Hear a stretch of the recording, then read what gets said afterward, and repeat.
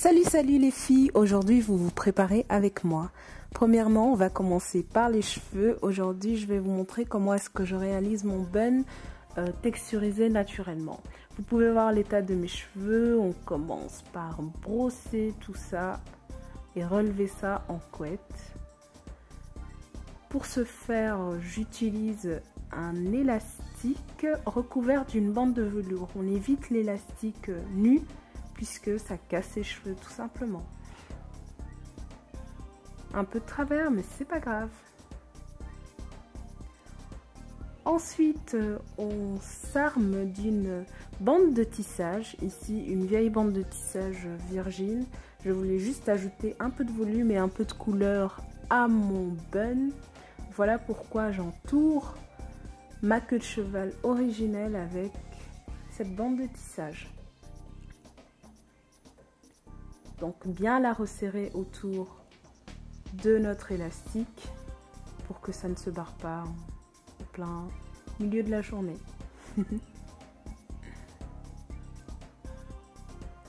On sécurise tout ça avec une épingle.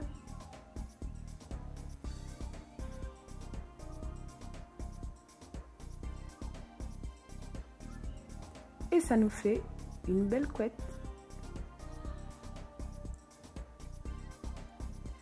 Pour maximiser mon volume, j'utilise un donut ou bien un crépon si vous préférez. Et je vais faire pénétrer toute ma couette à l'intérieur.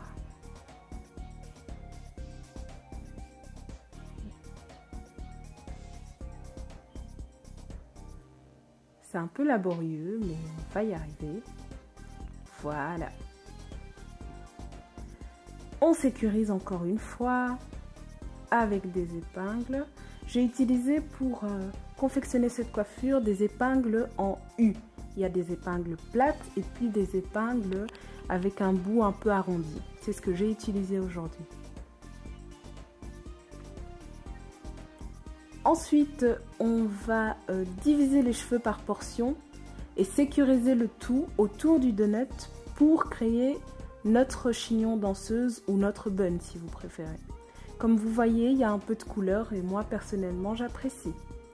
J'ai pas mis trop de gel ou de lotion puisque je voulais garder le côté assez texturisé de mes cheveux naturels pour ne pas faire trop apprêté, trop sophistiqué vu qu'il s'agit d'une coiffure protectrice pour les cours.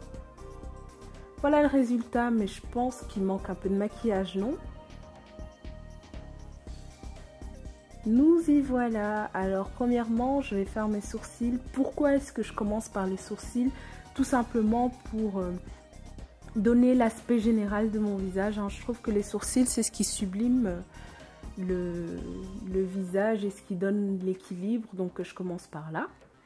Je me suis lavée au préalable. Et j'ai encore rien appliqué sur mon visage, mais je commence par mes sourcils. J'utilise un pinceau fin biseauté. Premièrement avec un eyeliner marron pour souligner les côtés. Et puis je remplis le tout avec un fard à paupières marron également. Pas de noir, ça fait trop sévère. Ensuite, j'utilise une lotion matifiante sur la totalité de mon visage. Et je vais insister sur la zone T, donc le nez et le front. Voilà. Ensuite, mon sérum ici, l'idéaliste de Estée Lauder qui va m'aider à resserrer mes pores et à matifier encore une fois. En très petite quantité les filles, un petit sploosh, je sais pas comment ça s'appelle, un petit sploosh ça suffit. Voilà, et on va étaler le tout, faire pénétrer le sérum à l'intérieur de la peau. Ensuite, ma crème hydratante, ici la lotion matifiante de chez MAC. Et je l'applique encore une fois sur tout le visage. Ne passez pas outre l'hydratation les filles. Ensuite, pour matifier le tout, et c'est surtout voilà, facultatif mais nécessaire pour moi, psychologiquement parlant, une crème matifiante pour rematifier le tout.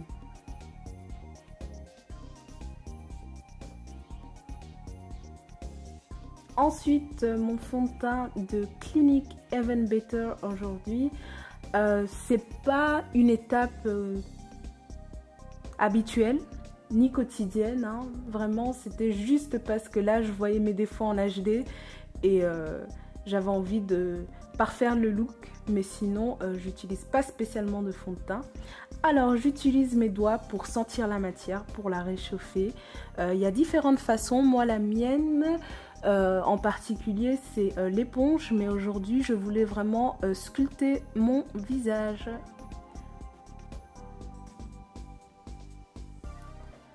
Ensuite, un anti-cerne, celui de Milani. Écoutez, il est pas cher et franchement, il en vaut la peine. Il est vraiment super.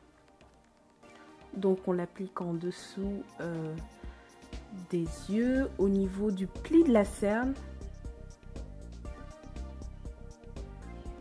Et puis, on étire tout ça en tapotant. Tapoter, étirer, tapoter, étirer. On va sceller tout ça avec une poudre ici, une poudre de chez Make Up Forever, une poudre libre, je la trouve légère. Je ne vais pas utiliser de set ou bien de fixateur pour le dessous de mes yeux, mais une seule poudre pour tout le visage. Alors encore une fois, on tapote sur tout le visage.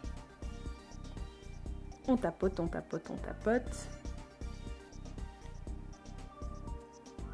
Pour sceller le tout avec harmonie et avec naturel. Une fois qu'on a tapoté, on vient étirer le tout. J'ai rajouté ma Mineralist Powder puisque j'aime bien l'effet. Pour finir avec le teint, je vais utiliser un blush crème. Alors c'est un produit que j'ai découvert il n'y a pas très longtemps et je trouve que le fini est vraiment naturel. Quand on pose un blush poudre, je trouve que ça fait un peu trop travaillé, un peu trop sophistiqué, alors que là, c'est vraiment très naturel. J'en prends une petite quantité, je la place sur ma tempe, non pas ma tempe, sur ma pommette et puis j'étale. Ensuite, je reviens encore avec mon anti-cerne de chez Milani et je vais l'utiliser comme base pour mon fard à paupières. Aujourd'hui, les filles, on va utiliser qu'un seul fard à paupières. Celui-là, un mono de chez Dior, qui est très beau, très irisé, mais ça reste vraiment très subtil. Donc, je l'applique au doigt pour ne rien perdre de ma matière. Vraiment très très peu.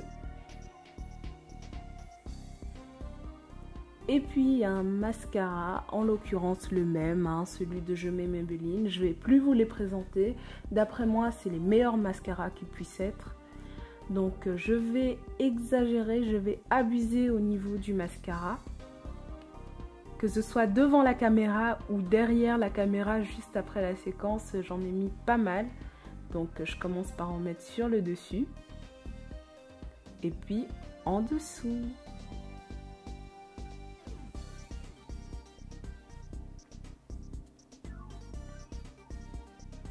On va passer aux lèvres maintenant. J'utilise deux glosses, un premier de chez Dior également, que je trouve un peu trop bleuté à mon goût, un peu trop violet.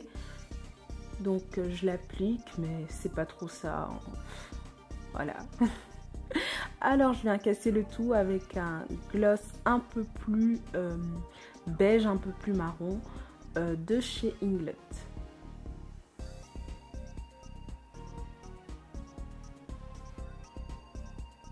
Voilà le résultat, voilà mon bun, il fait très naturel. J'ai mis des boucles d'oreilles assorties à mon t-shirt. Et voilà. Ciao ciao les filles, à bientôt.